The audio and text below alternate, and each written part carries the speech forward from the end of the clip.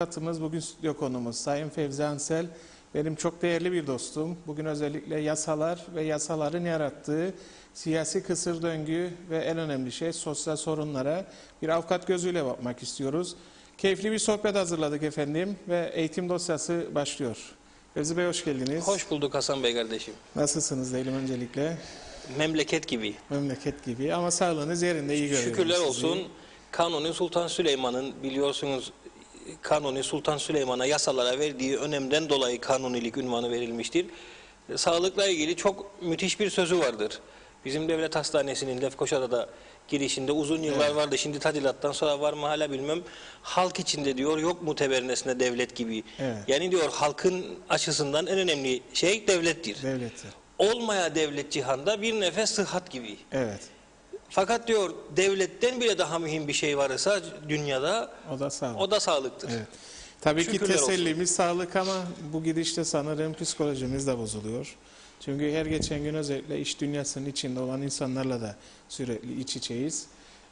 Zaman zaman onların dile getirdiklerini dikkate almak adına ve geçmiş yıllarda yaşadığımız siyasi tecrübeler şu an günümüzde hala da bugün bir hükümetin kurulamamasının nedeni kurulduktan sonra ne yapılacağıdır aslında.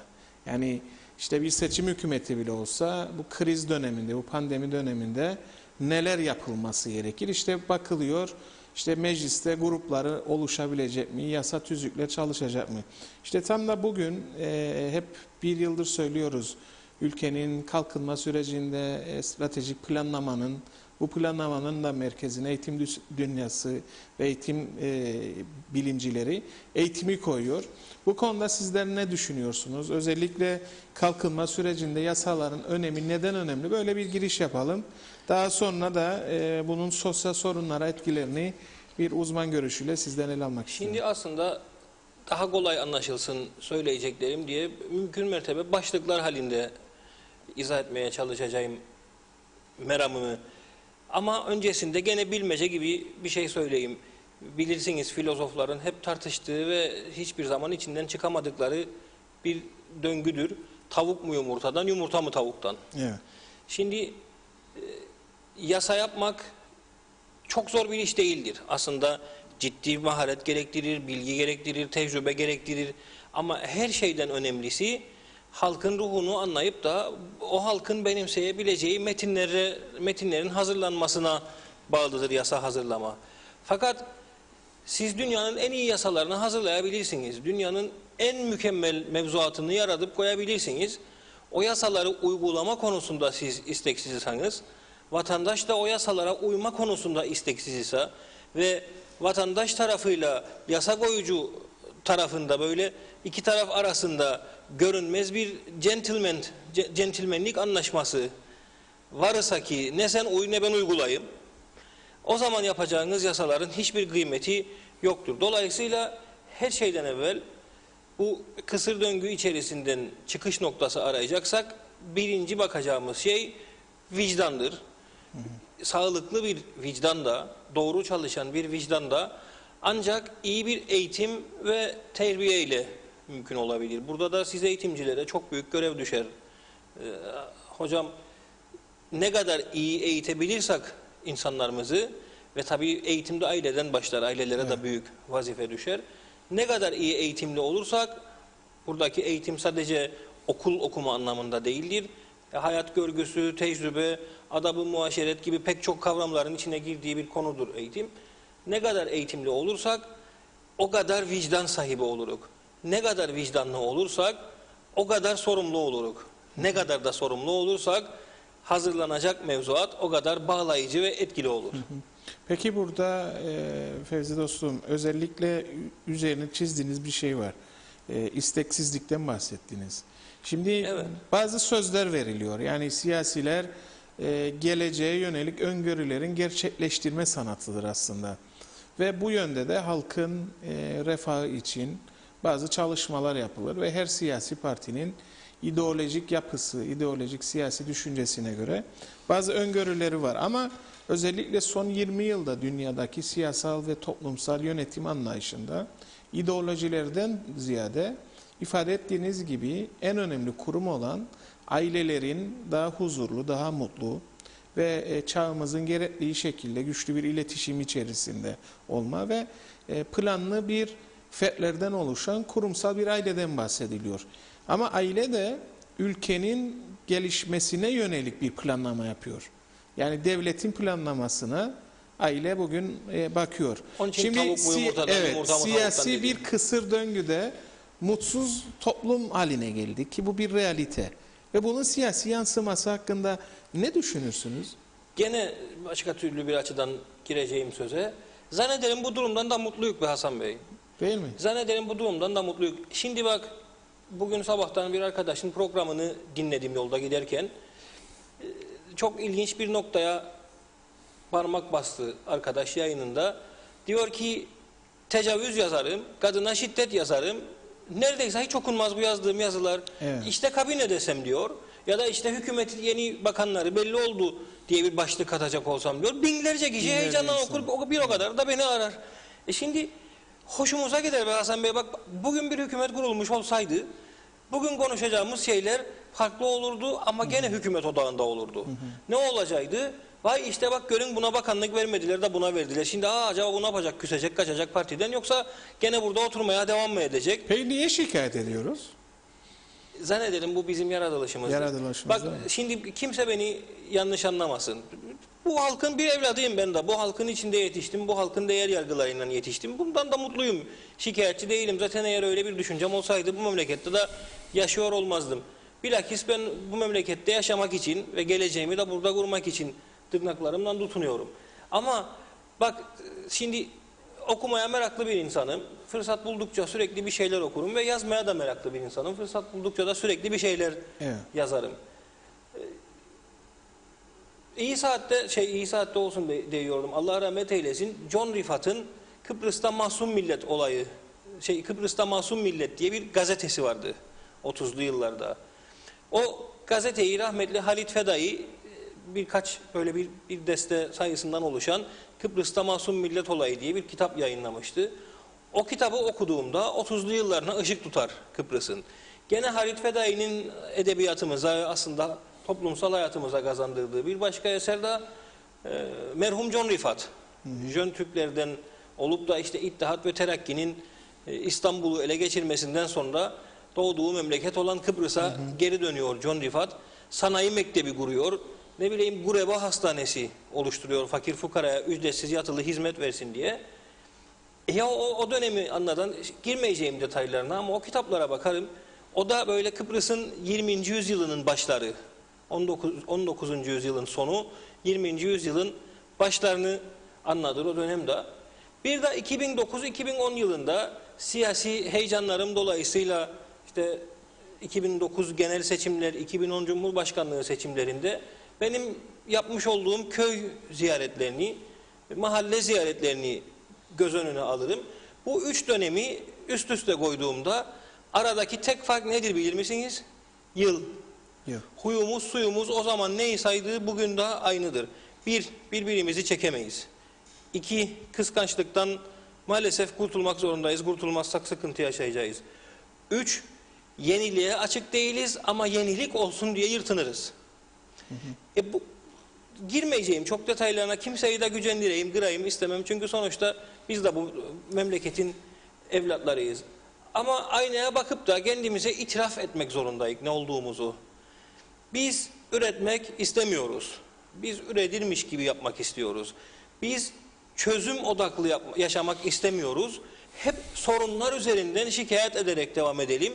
Arada çıkacak çözümlerden bazen mutlu olalım, bazen de tenkit edelim ki genellikle de tenkit esası üzerinedir. Politikacılar da bu ruh haline sahip halkın evlatlarıdır sonuçta. Yani sonucu farklı bekleyemeyiz diyorsunuz. Sonucu farklı bekleyemeyiz Hasan Bey kardeşim. Bu sonucu farklı ne zaman bekleyebiliriz bilir miyim? İnsanlar artık geminin karaya oturup da çürümeye başladığını idrak edecek. Mesela 2009-2010 seçimlerinde gördüğüm şey neydi benim? Hangi köye gittiysek bizim kızcığı işe aldınız Allah razı olsun. Ya o oğlan da yetişti, geldi askerden çıktı, ona da bir iş. Angoniciğin bitirdiği üniversiteyi, ona da bir arsacık verin sanayiden de yatırımcılık Ya da yapsın. bir de işçi kursun. Kredicikle verin. Yani şimdi bunları söyleyen bizik. Peki umutsuz muyuz bu konuda? Hayır efendim, ne münasebet. Umutsuz olmak insanın kendine yapacağı en büyük eziyettir. Bir noktada cinayettir. Umutsuz olmaya hakkımız yoktur. Umutsuz olursak zaten korkalım. Ben umudumu hiçbir zaman kaybetmedim ve kaybetmeyeceğim. Peki şu an ülkedeki siyasi partilerin içinde baktığımızda aktif veya pasif birçok görevde olan çok değerli insan kaynağımız vardır. Onlarla sohbet ettiğimizde hep şu soru akla geliyor. Aslında ilk başta ifade ettiğiniz, evet, yasalar, tüzükler yapılıyor ama uygulama anlamında çoğulcul bir kural alma yapısına gidemiyoruz. O da değildir ve Bu Hasan Bey konudan kardeşim, önce esas sorunu nerede görüyorsunuz? şimdi eğer bir devlet bir yasa yapıyorsa, vatandaşın o yasaya uymasını bekliyorsa, fakat o yasayı işine geldiği zamanlarda uygulayıyorsa, işine gelmediği zamanlarda da uygulayamıyorsa ya da uygulamıyorsa, o zaman o devletin yarattığı yasalara o devletin vatandaşları da şüpheyle bakar.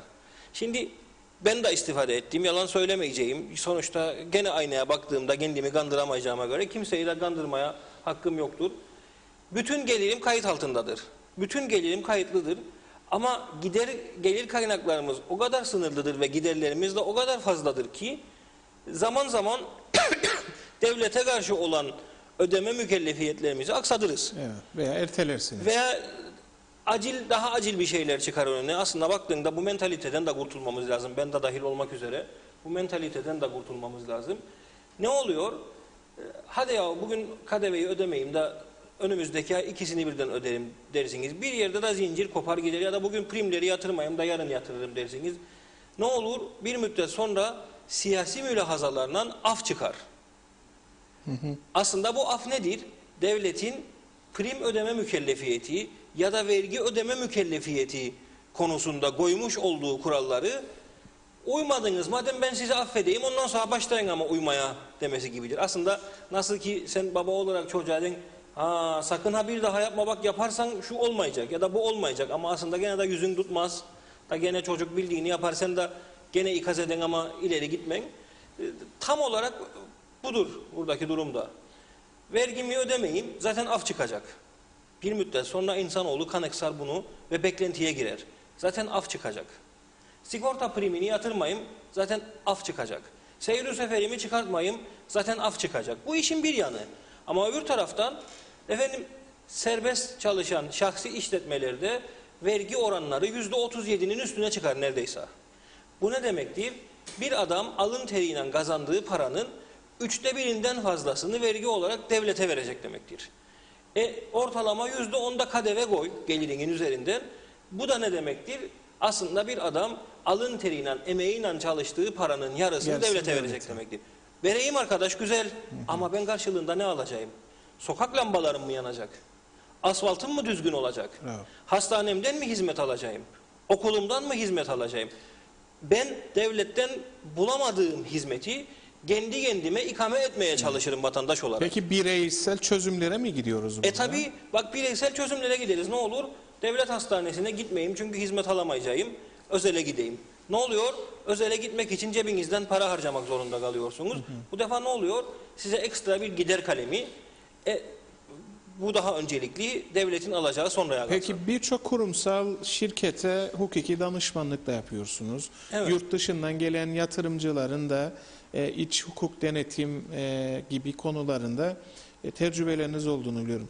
Şöyle devam ettirelim sohbetimizi. Bir, iş dünyası nasıl bakıyor siyasete? Bir. İkinci, yatırımcı açısından Kıbrıs'a bakış açısı nedir Fevzi Bey? Bunu Şimdi, almak istiyorum bu sizden. tip memleketler... Ve son bölümde de artık yasal olarak ne yapmamız Tamam. gerekiyor? Dünya ne yapıyor? Biz ne yapıyoruzu konuşuyoruz. Ne yapmamız gerektiğini de ortaya koyduk. Bizim memleketler yatırımcıların hem tercih edebileceği hem de çekineceği memleketlerdir. Ne için tercih edebileceği memleketlerdir? Çünkü olmayacak iş yoktur. Siz Kıbrıs'a bir şey yapmak isterseniz o delikten girersiniz, bu kapıdan çıkarsınız, o pencereden girersiniz, bu çatıdan çıkarsınız, bir şekilde derdinizi çözersiniz.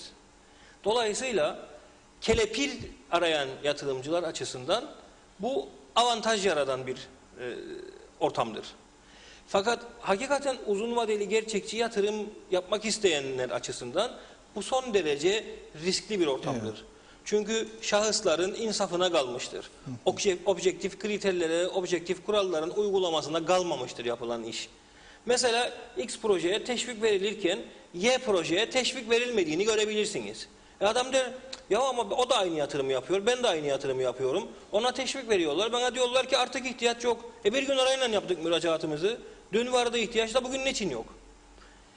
Eşelemek istemezsiniz altını ya da eşelerseniz de mideniz bulanır.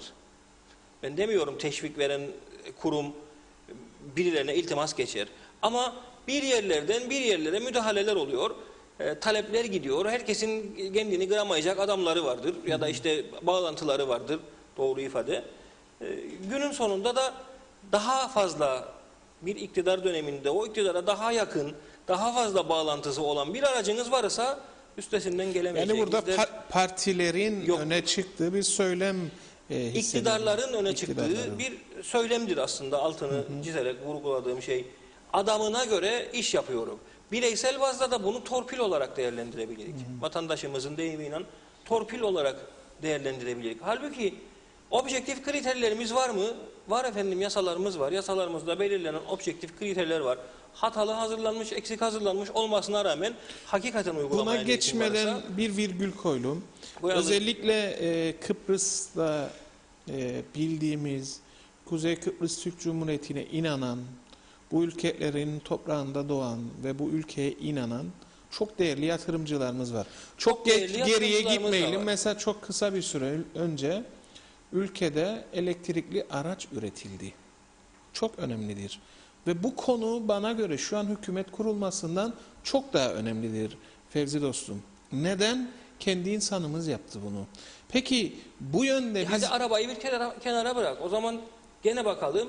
Bu memlekette elektronik kelepçe üreten mekanizmalar var. Evet. Biz başka yerden çare ararız. İşte buralara geliyorum. Bizim esas sorunumuz size göre, evet yasalar var ve bir hukukçu olarak İngiliz döneminden de kalan birçok yasayı revize ettiğimizi biliyorum. Ediyoruz. Ama bunun uygulama aşamasında, uygulayan da yine bizleriz, bizim seçtiğimiz kişiler. O zaman burada halk önündeki seçim dönemini atfen soruyor mu soruyu. Neye dikkat etmesi gerekir? Çünkü kaybolan bir geleceğimiz söz konusudur. Geleceğimiz demek çocuklarımız ve gençlerimizdir. Bu ülkeye inanan ve bu ülkeye gelip yatırımlarını yapan ve kendi insanımızda muazzam yatırımlarının gelecek kaygısıyla bir soru işareti var. Ama biz de bıkmadan, usanmadan bu konuları ele alıyoruz. Hukukçu gözüyle neler söylemek istersiniz? Gene başladığımız noktaya dönerik Hasan kardeşim. Nedir başladığımız nokta? Bizim insanımız alıştı ya da alıştırıldı ya da işine geldiği kızıma iş, oğluma iş, bilmem şuna bu, buna bu. Bizim politikacılarımız da alıştı ya da alıştırıldı. Gel kardeş sen benim yanımda gez. Oğlucuğumu işe alacak merak etme. Ama etrafımızda gez. Hayır be arkadaş. Her şeyden evvel bu zihniyetten vazgeçmemiz Sistem lazım. çöktü mü burada Özü Bey? Sistemin çöktüğünü benim 3 yaşındaki oğlum da bilir artık. Biliyor. Tabii yani hayır yani bizim jenerasyonumuz insanlar kayda değer bir sistemden büyümedik ki. UBP iktidardaydı. CTP geldi. CTP gelince UBP'nin yarattığı bürokratları aldı götürdü. Sonra UBP geldi. CTP'nin yarattığı bürokratları aldı götürdü. Liyakat unsurunu biz gözden kaçırdık. Peki burada şunu mu söylüyorsunuz? Nasıl bir sistemde büyüyorsanız ve çevremizde neler görüyorsak aslında biz de aynı şeyleri yaparız mı diyorsunuz? Tabii çünkü alışılagelen bir düzen vardır. Dönen çarklar vardır. Ya o çarkların içinde devam edeceksiniz ya da o çarklara takoz olacaksınız. Kuvvetiniz varsa bir şey değiştireceksiniz. Çarkın çalışma düzenini değiştireceksiniz. Kuvvetiniz de yoksa o çarkın içinde heba olup gideceksiniz. Peki şunu sormak isterim. Şimdi evet çocuğunu bir şekilde işe aldı. İşte işçi statüsünde veya kamuda herhangi bir gördek vesaire. Yani oralara girmiyorum. Ama bunun sonucu olarak o kişinin ileride çocuklarının da bu ülkede şu an yaşadığımız sorunun belki de 10 katını görecektir. O çocuklarını bu ülkede bulamayacaktır. Hasan Bey gene Bunu niye düşünemiyoruz biz insanoğlu? Yani DNA yapımız mı, yetiştirilme tarzı mı? alışkanlıklar Alışkanlıklar. Peki alışkanlıklar değişmez mi sizce? değişmez olur mu? Evet. Şimdi oradaki şey de nedir? Alışkanlıkları değiştirmek kolay değildir.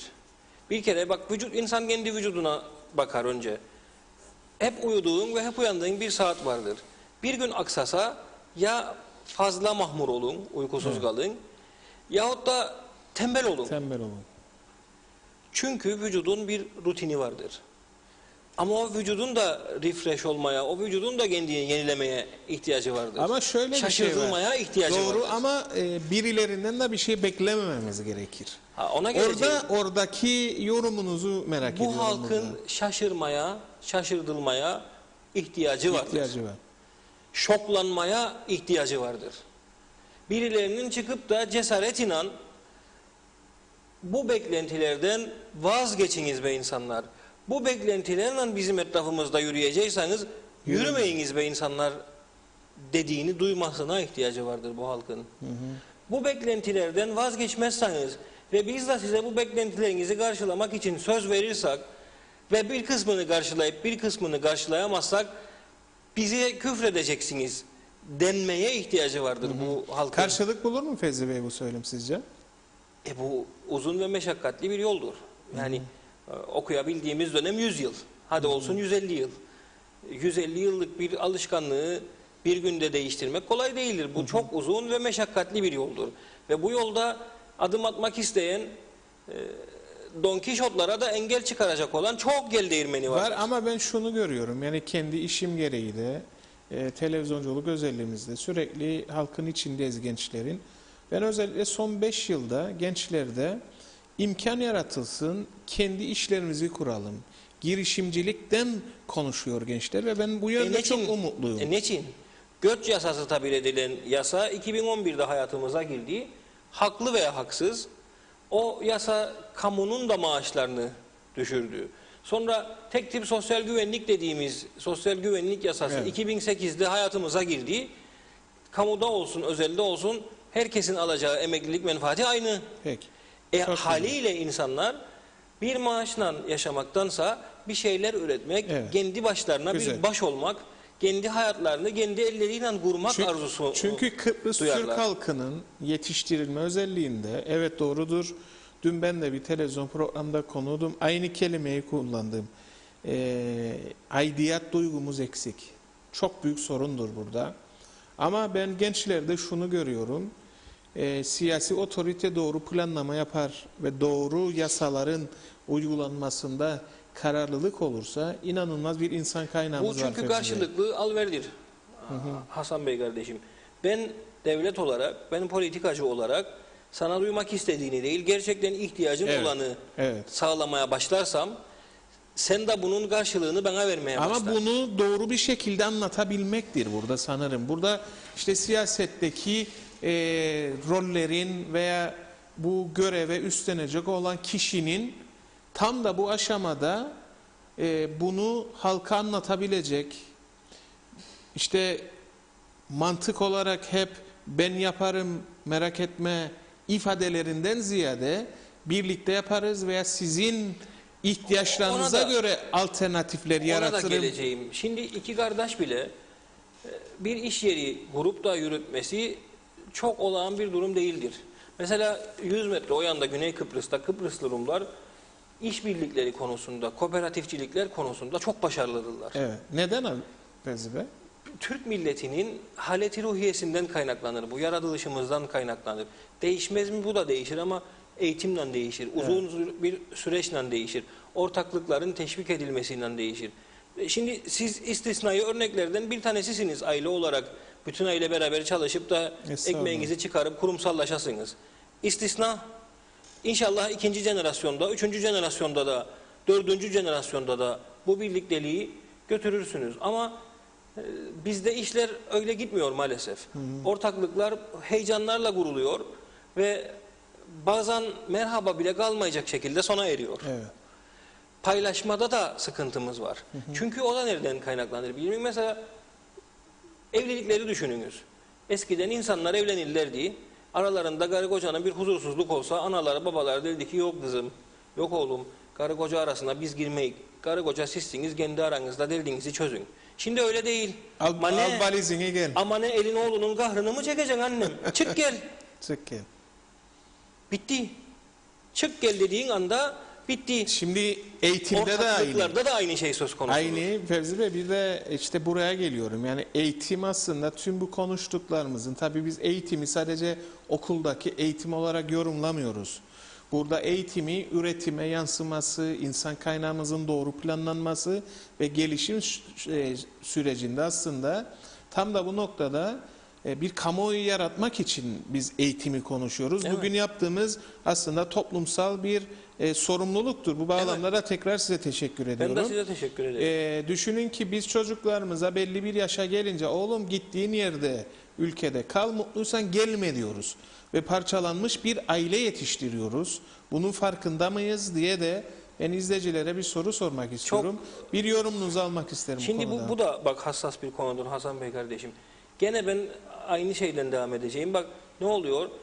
Bizim en büyük sıkıntılarımızdan bir tanesi de öz eleştiri yapmaya devam ediyorum.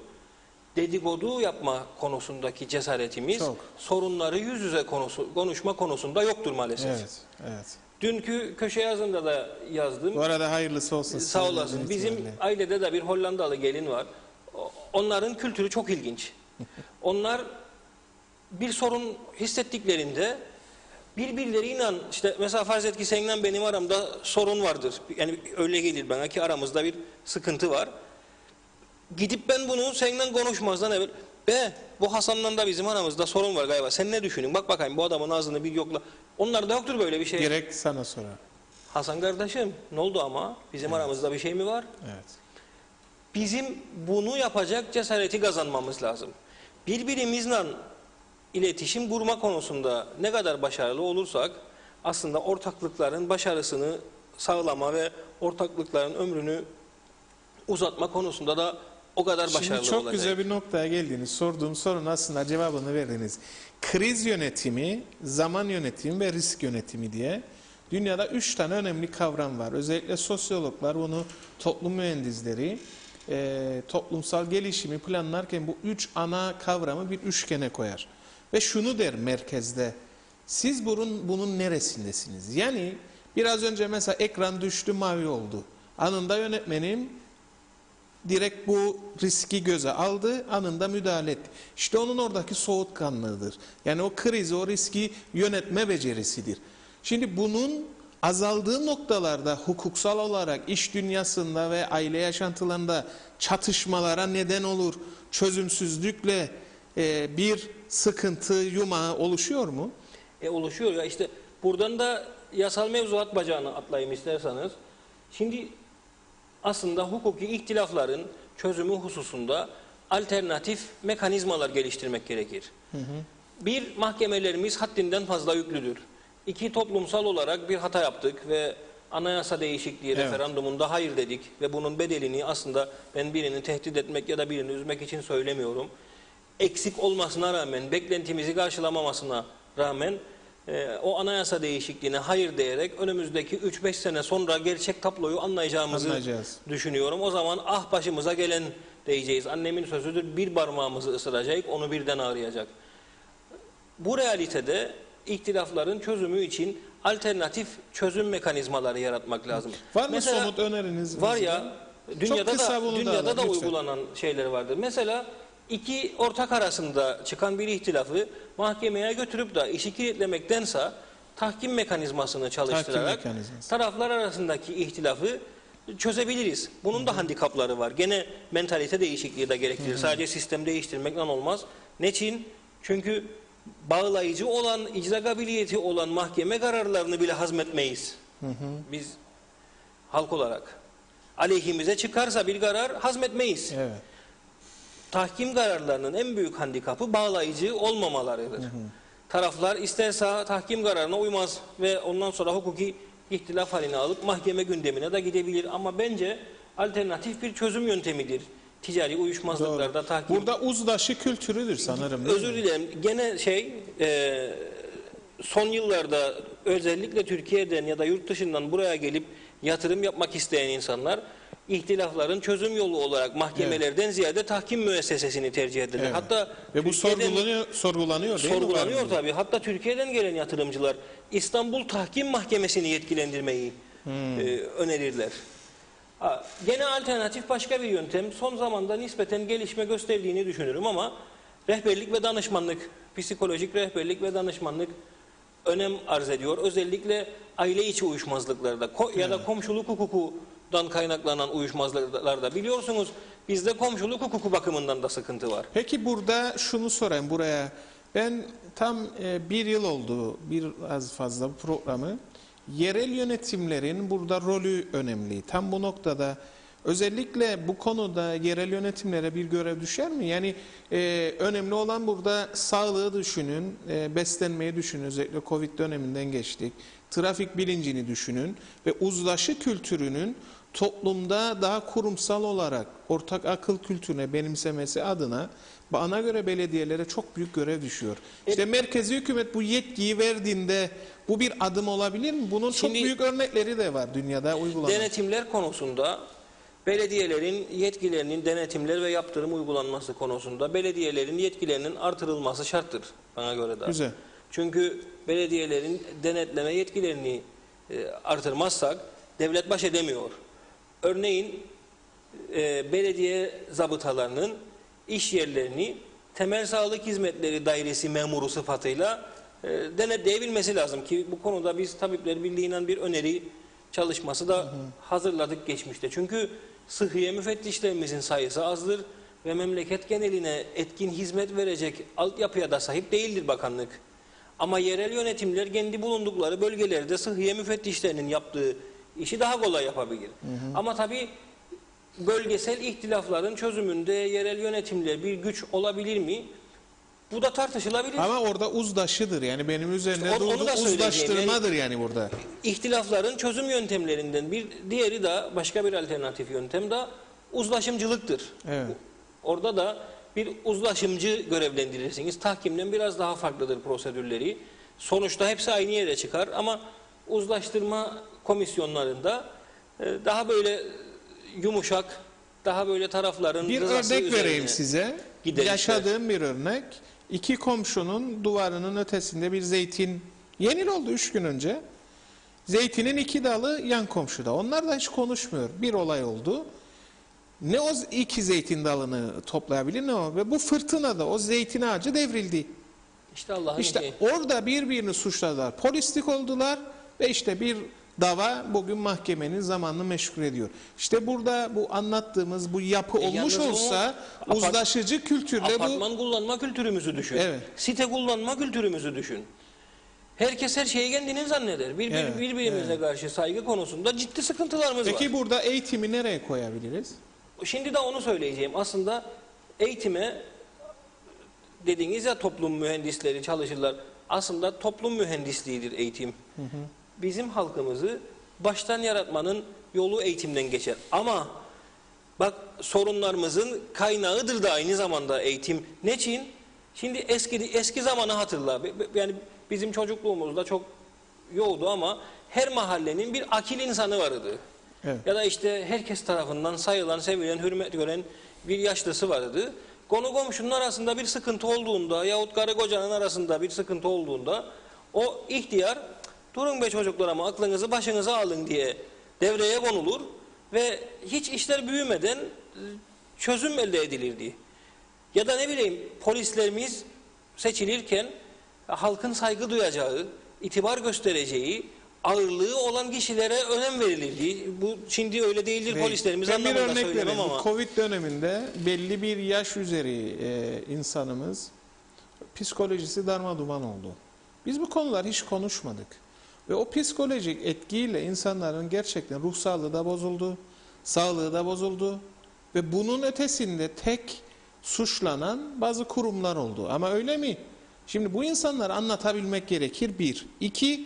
Uzlaşı kültürünün olmaması bugün hala da bu saatte var, 1 ay oluyor. Sebebini de söyleyeceğim. Hükümetin kurulamamasıdır. Bak sebebini de söyleyeceğim. Nedir bizdeki sıkıntı? Eskiden bu akil insanlar vardı ama bu akil insanlar hepsi aman aman üniversite eğitimi, lise eğitimi almış insanlar değildi. Değildi, evet. Şimdi memlekete bakarız, hemen hemen herkes üniversite mezunu be kardeş. Olsun, Allah versin. Herkes üniversite mezunu olsun ama herkes üniversite mezunu olunca da en büyük sıkıntı ne oluyor? Evet. O benden daha mı akıllıdır da ben onu dinleyeceğim? Bence bu da eğitimin başımıza açtığı sıkıntılardan bir tanesidir. Şöyle bir şey yapmak. O da nereden kaynaklanır? Evet. Eğitimcinin kabahati değil, gene devlete düşer. Doğru planlama yapılamıyor. Evet. Ama bak gene ben özür dilerim, devam ediyorum. Eskiden insanlar ne derdi? Annem oku da en azından bir öğretmen olsun ol. Evet. Da maaşçığın olsun. 3 ay evinde oturasın. Ben bir öğretmen çocuğuyum. Ben annemin 27 yıllık meslek hayatında hasta olduğu zamanlarda bile izin kullandığını hatırlamam neredeyse. Yani ömrümde düşünürüm, toplasam belki ben 2 defa annemin izin alıp evde kaldığını gördüm. Onda da ya biz hastaydık ya ailevi bir sıkıntı vardı da izin aldıydı. Ben annemin izin alıp da evde kaldığını hatırlamam. Şimdiki döneme bakalım. Haftada 42 saat ders yaparlardı. Ekstra da çalışırlardı. Köyden, kentten gelen öğrencileri işte hazırlasınlar. Annem müzik öğretmeniydi. Sadece annem için söylemem, o jenerasyonu söylerim. Şimdi kız kardeşim öğretmen. Kız kardeşimin jenerasyonuna bakarım. Benim branş hocaları haftada 12 saat, farazi söylerim, kimse alınmasın üstüne. Kendi saatinin dışında bir saat ilave oldu mu, genel bazda değildir bu ama bireysel bazda arızalar çıktığını Fevzi Bey, duyarız. burada esas sorun neydi? Bak şunu söyleyeyim. Geçen gün bir siyasinin de bir programda ifade etti bunu. İyi yakalandı. Şimdi geçmiş yıllarda bundan bu söylediğiniz dönemde herkes öğretmen olamazdı. Öğretmenlik mesleğinin tanımı net. Bugün geçici öğretmen statüsünde, lütfen kimse yanlış anlamasın, tırnak içinde söylüyorum.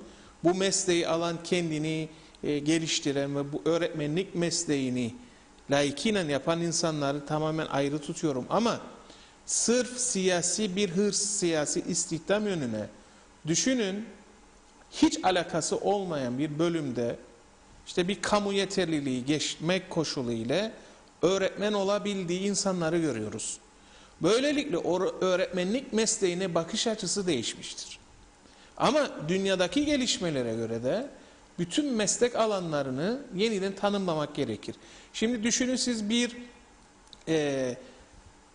gıda mühendisi gidip doktor olabilir mi? Hayır. Onun meslek tanımı nettir ve bellidir.